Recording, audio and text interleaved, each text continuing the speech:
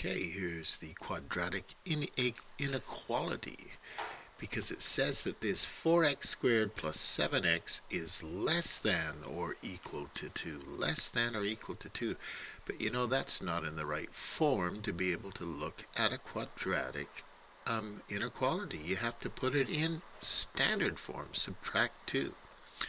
Okay, now we need to try and solve this equation. Now, again, the quadratic inequalities, they usually make these questions so that they factor. And this one factors nicely. 4x times x is 4x squared. 4x times 2 is 8x. And if I put a minus 1 there, which multiplies nicely to the 2 to make minus 2, I get minus x, 8x. There it is, all factored. And now I can see that 1 over 4, and the opposite of this minus here, is going to make this part equal to 0. And minus 2 plus 2 will make it equal to 0.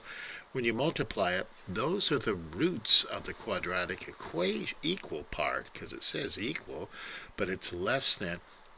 That's part of your answer, and it's usually the part that everybody gets right.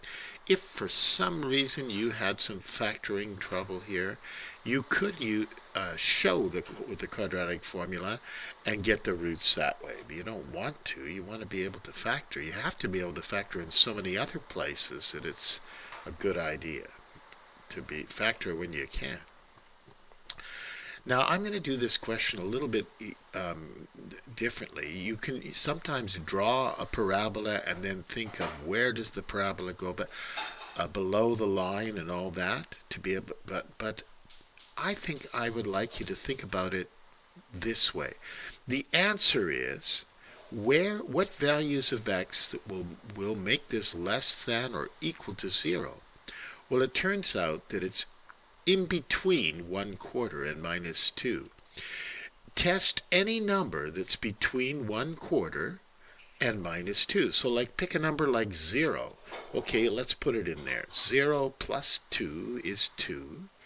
0 times 4 is 0. Minus 1 times 2 is less than 0. Well, 0 makes it true. Now, if you take minus 1 and plug it in the brackets there and work it out, you'll get a number that's less than or equal to 0.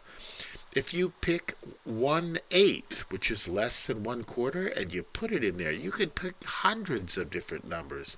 They all work.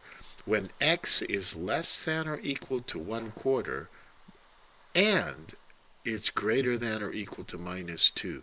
That's how you write that region there. And that's it.